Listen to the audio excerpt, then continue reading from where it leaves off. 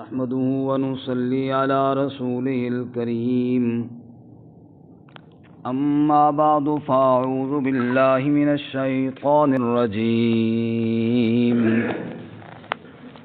بسم الله الرحمن الرحيم بديع السماوات والأرض أنى يكون له ولد ولم تكن له صاحبة وخلق كل شيء وهو بكل شيء عليم ذلكم الله ربكم لا إله إلا هو خالق كل شيء فاعبدوه وهو على كل شيء وكيل لا تدركه الأبصار وهو يدرك الأبصار وهو اللطيف الخبير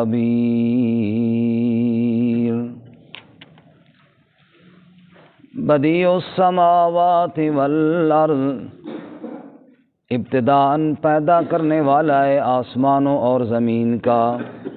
انا یکون لہ ولد کیسے ہوگی اس کے لیے کوئی اولاد. وَلَمْ تَكُنْ لَهُ صَاحِبَةٌ اور نہیں ہے اس کے لیے بیوی. وَخَلَقَ كُلَّ شَيْءٍ اور پیدا کیا اس نے ہر شے کو. وَهُوَ بِكُلِّ شَيْءٍ عَلِيمٌ اور وہ ہر شے کے ساتھ علم رکھنے والا ہے. ذَلِكُمُ اللَّهُ رَبُّكُمْ یہی اللہ تو تمہارا رب ہے. لا الہ الا ہو کوئی الہ نہیں سوائے اس کے. خالق کل شیء پیدا کرنے والا ہے ہر شے کو. فاعبدوہ پس اس ہی کی عبادت کرو. وہو علی کل شیء وکیل اور وہ ہر شے پر نگرانی کرنے والا ہے. لا تدرکہ الابصار نہیں پا سکتی اس کو آنکھیں. وَهُوَ يُدْرِكُ الْأَبْصَارَ اور وہ پا لیتا ہے سب آنکھوں کو. وَهُوَ اللَّطِيفُ الْخَبِيرُ اور وہ باریک بین ہے خبر رکھنے والا ہے. سبحان ربک رب العزت عما یصفون وسلام علی المرسلین والحمد للہ رب العالمین. اللہم صل علی محمد وعلی آل محمد کما صلیت علی ابراہیم وعلی آل ابراہیم انک حمید مجید. اللہم بارک علی محمد وعلی آل محمد کما بارکت علی ابراہیم وعلی آل ابراہیم انک حمید مجید. معزز سامعین، سورۃ الانعام کا 13واں رکوع آیت نمبر 101، 102 اور 103 آپ کے سامنے تلاوت کی ہیں. اللہ رب العزت ان کے مطابق صحیح بیان کی توفیق عطا فرمائے اور ہمیں قرآن و سنت پر عمل کرنے کی توفیق عطا فرمائے. اس سے قبل گزشتہ سبق میں اور اس سے پہلے آپ نے اللہ کی وحدانیت پر دلائل عقلیہ سنے کہ اللہ تعالیٰ ہی بیج اور گٹھلی کو پھاڑ کر اس سے پودے اور درختوں کو نکالتا ہے. وہی زندہ سے مردہ اور مردہ کو زندہ سے نکالتا ہے. رات کے اندھیروں سے اجالا اور اجالے پر اندھیرا چھا دینے والی ذات بھی اللہ کی ہے. ستارے اس نے بنائے، تمہیں ایک جان سے پیدا کیا. آسمان سے بارش اس نے برسائی اور طرح طرح کے پھل تمہارے لیے اللہ تعالیٰ ہی نے اگائے. انہی دلائل کو سورۃ الواقعہ میں بھی بیان کیا، لیکن وہاں تھوڑا بیان کے انداز میں شدت ہے. اس طرح کوئی کسی کو جھنجھوڑتا ہے نا، اس طرح یہاں تو بتایا نا کہ تمہیں میں نے پیدا کیا، اسی طرح کھیتوں کو میں نے بنایا، پانی میں نے برسایا.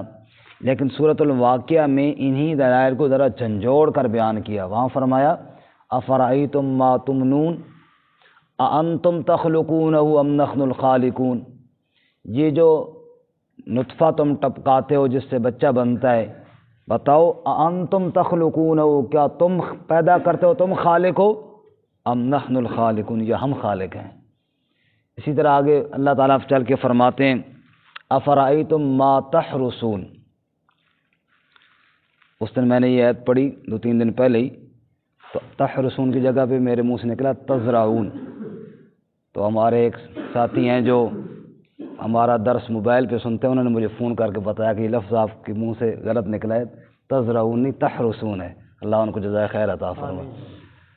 تو کوئی غلطی ایسی ہو تو خوشی ہوتی ہے کہ چلو کسی ساتھی نے غلطی نکالی ہے۔ افرأیتم ما تحرسون، یہ جو تم کاشت کاری کرتے ہو، انتم تزرعونہ ام نحن الزارعون، یہ بتاؤ کہ یہ پودے تم زمین سے نکالتے ہو یا ہم اگاتے ہیں ان کو۔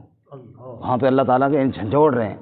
افرأیتم الماء الذی تشربون، یہ جو پانی تم پیتے ہو، انتم انزلتموہ من المزن ام نحن المنزلون، بادلوں سے تم لے کر آتے ہو برساتے ہو یا ہم برساتے ہیں۔ افرأیتم النار التی تورون، یہ جو آگ سلگاتے ہو جس پہ تمہارے کھانے پکتے ہیں، اس کو تم نے پیدا کیا یا ہم پیدا کرنے والے ہیں۔ یعنی یہی دلائل ہیں وہاں پر بھی، لیکن وہاں انداز اللہ کا ذرا سخت ہے، جھنجھوڑ رہے ہیں۔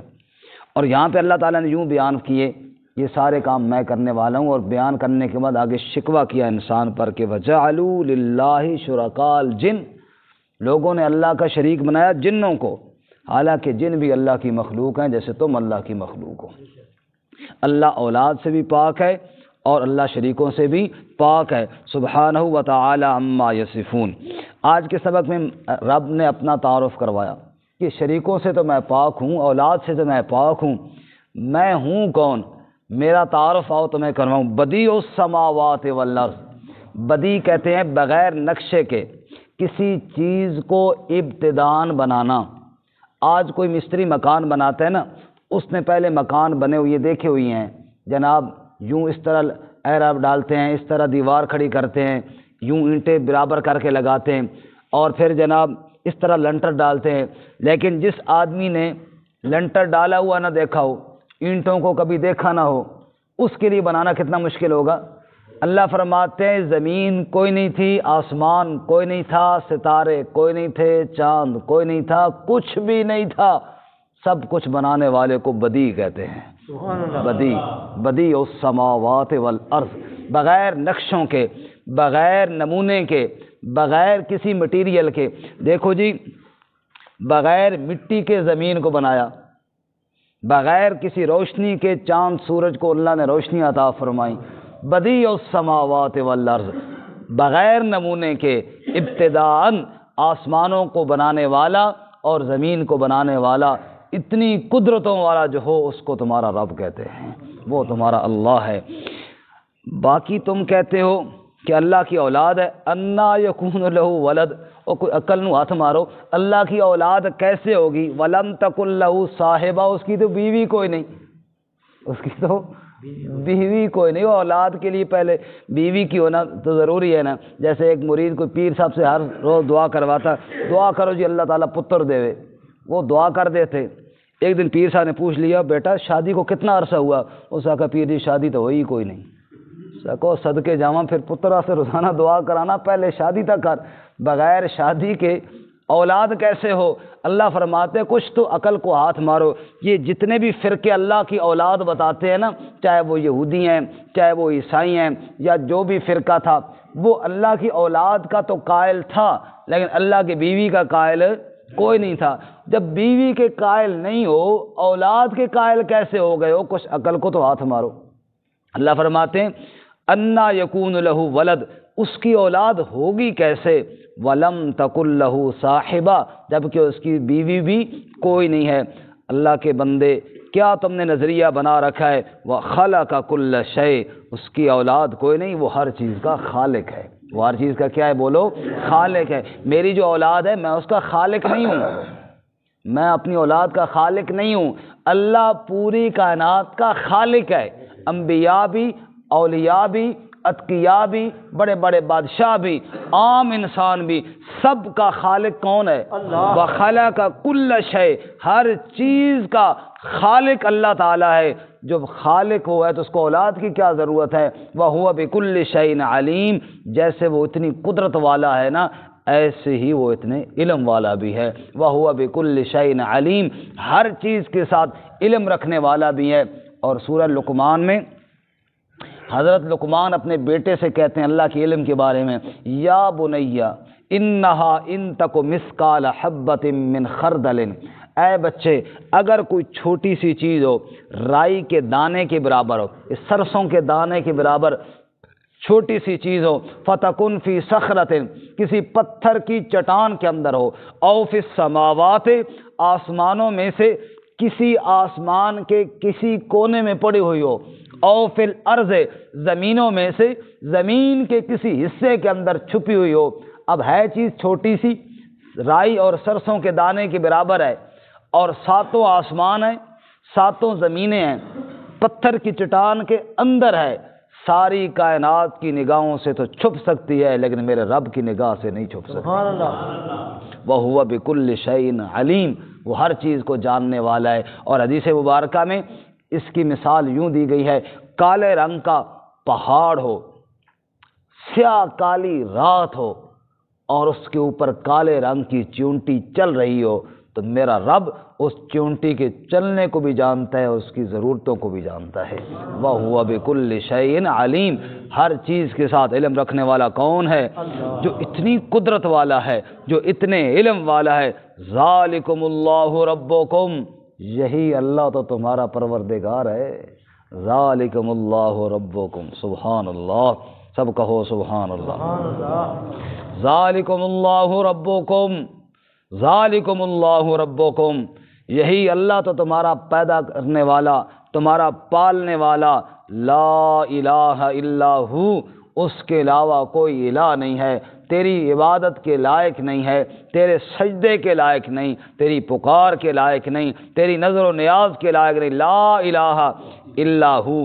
عبادت کی تینوں قسموں کا میں نے عرض کر دیا، زبانی عبادت، بدنی عبادت اور مالی عبادت جس کی جائے وہ الہ ہوتا ہے۔ رب کہتا ہے لا الہ الا ہو، اس کے علاوہ کوئی الہ نہیں۔ خالق کل شے، ہر چیز کا وہ خالق ہے، ہر چیز کو وہ پیدا کرنے والا ہے، اور اس کے علاوہ اور خالق کوئی نہیں۔ 17ویں پارے کے بالکل آخر میں آخری صفحے پہ اللہ تعالیٰ نے مثال دی ہے، یا ایھا الناس ضرب مثل فاستمعوا لہ، اے لوگو ایک مثال تمہارے لیے بیان کی جاتی ہے، ذرا توجہ سے سننا۔ ان الذین تدعون من دون اللہ لن یخلقوا ذبابا ولو اجتمعوا لہ، جن کو تم پکارتے ہو اللہ کے علاوہ وہ سارے اکٹھے ہو جائیں اور ایک مکھی بنانا چاہیں تو اللہ کہتا ہے نہیں بنا سکتے، ایک مکھی بھی کوئی بنا سکتا۔ وَإِن يَسْلُبْهُمُ الذُّبَابُ شَيْئًا، اور اگر مکھی ان سے کوئی چھین کر اڑ جائے، لا يَسْتَنْقِذُوهُ مِنْهُ، اس سے چھڑا بھی نہیں سکتے۔ ضعف الطالب والمطلوب، طالب بھی کمزور، جس سے مانگا جا رہا ہے مطلوب وہ بھی کمزور ہے۔ خالق ہر چیز کا اللہ ہے۔ پنجابی کا شاعر کہتا ہے، جے کر پر مکھی دا بھجے، بھجے کا معنی ٹوٹے، جے کر پر مکھی دا بھجے، توڑے ساری دنیا چا لگے، او اویں نہ جڑ سی جویں جڑیا سی اگے۔ ساری کائنات مل جائے، ایک مکھی کے ٹوٹے ہوئے پر کو جوڑنا چاہے وہ جوڑ نہ سکے گی۔ اللہ کہتے ہیں میں تو ہر چیز کا خالق ہوں۔ فرمایا خالق کل شے، ہر چیز کا پیدا کرنے والا میں اللہ ہوں۔ جب رب تمہارا میں، جب قدرت والا میں، جب علم والا میں، جب خالق ہر ایک کا میں، تو پھر نتیجہ نکالا رب نے، فرمایا فَاعْبُدُوهُ، پھر عبادت بھی اسی کی کرو نا، پھر عبادت بھی اسی کی کرو نا۔ وَهُوَ عَلَىٰ كُلِّ شَيْءٍ وَكِيلٌ، جو ہر چیز کا وکیل ہے، ہر چیز پہ نگرانی کرنے والا ہے، ہر کام اس کے حوالے کرو۔ کہتے ہیں نا جی کیس ہو رہا ہے، عدالت میں کیس لگا ہوا ہے، کیس تو بڑا مشکل ہے لیکن وکیل میں نے ذرا اچھا کر لیا ہے، کہتے ہیں کہ نہیں کہتے؟ وکیل تکڑا ہے جی، انشاءاللہ کیس ساڑھے حق کے جو سی۔ اللہ فرماتا ہے وَهُوَ عَلَىٰ کل شیء وکیل، جیسے دنیا کے کیس وکیل کے حوالے کر کے مطمئن ہو جاتے ہو، اور اپنی ساری حاجتیں میرے حوالے کر کے مطمئن ہو جاؤ۔ وَهُوَ عَلَىٰ كُلِّ شَيْءٍ وکیل، ہر شے پر وکیل تو میری ذات ہے، تیرے سارے کیس میں نمٹاؤں گا، تیری ساری حاجتیں میں پوری کروں گا، اپنے کیس میرے حوالے کر کے تو دیکھنا، میری ذات پر توکل اور بھروسہ کر کے تو دیکھنا۔ وَهُوَ عَلَىٰ كُلِّ شَيْءٍ وکیل، اللہ ہر چیز پر وکیل ہے، کہو سبحان اللہ۔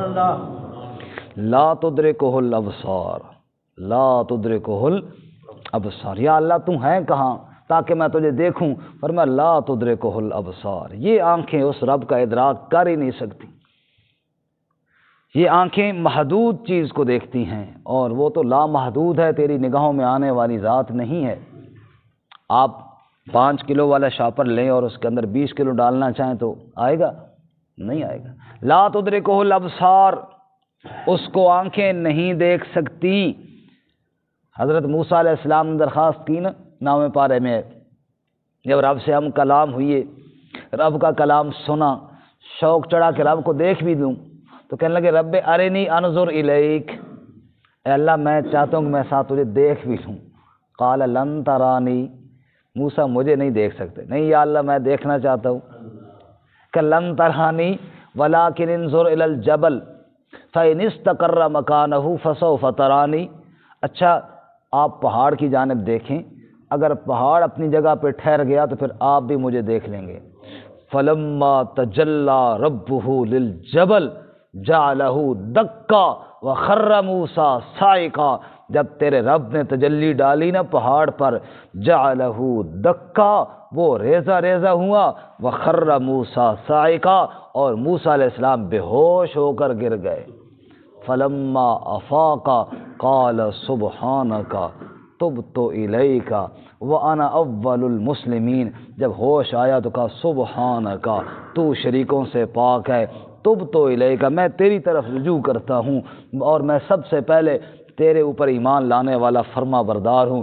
رب کہتے ہیں لا تدرکہ الابصار، آنکھیں رب کو نہیں دیکھ سکتی۔ لا تدرکہ الابصار، بس اپنے من میں ڈوب کر پا جا سراغ زندگی، اپنے دل میں جھنجھوڑ دیکھ رب یہاں موجود ہے یا نہیں، اللہ کی ذات پر یقین ہے یا نہیں ہے، بس یہی رب کی ذات ہے۔ جب کوئی نظر نہیں آتا تو پھر میں نظر آتا ہوں۔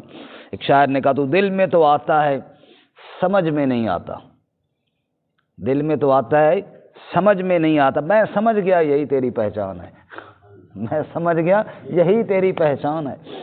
فرمایا آمنت باللہ کما ہوا، میں اللہ پر ایمان لایا، کما ہوا، جیسے وہ ہے ویسا ایمان لایا۔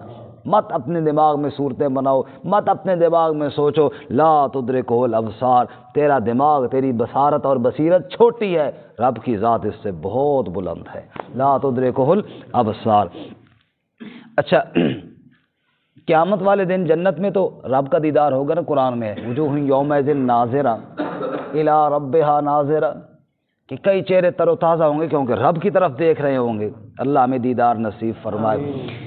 تو وہاں پہ سوال ایک پیدا ہوتا ہے کہ اللہ فرماتا ہے تم مجھے نہیں دیکھ سکتے، وہاں دیکھیں گے، بھائی پھر اللہ ہی قدرت عطا فرمائے گا نا، انہیں آنکھوں میں اللہ ہی طاقت عطا فرمائے گا، وہ ہمت دے دے گا دیکھنے کی، دنیا میں اس نے یہ ہمت نہیں عطا فرمائی۔ اسی طرح معراج کی رات کے بارے میں حضرت سیدنا علی المرتضیٰ رضی اللہ تعالیٰ عنہ کا خیال یہ ہے، فرماتے ہیں کہ آپ صلی اللہ علیہ وسلم نے رب کا دیدار کیا ہے، اور حضرت عائشہ صدیقہ رضی اللہ تعالیٰ عنہ اور حضرت عمر رضی اللہ تعالیٰ عنہ، یا غالباً عبداللہ بن عمر، ان کا یہ نظریہ اور خیال ہے کہ نہیں، آپ صلی اللہ علیہ وسلم نے ایسی کوئی بات ہمیں نہیں بتائی کہ جناب کیا ہے، اگر کیا ہو تو علماء فرماتے ہیں کہ وہ دنیا کا جہان یہ والا تو نہیں تھا، اوپر اللہ نے بلایا تو طاقت بھی دے دی ہوگی، اللہ تعالیٰ جیسے آخرت میں دے دے گا دے دی ہوگی، باقی دنیا کے حساب سے اللہ نے کسی کو اپنے دیدار کی طاقت نہیں دی، اور واضح بتا دیا لا تدرکہ الابصار، اس کو نگاہیں نہیں پا سکتی۔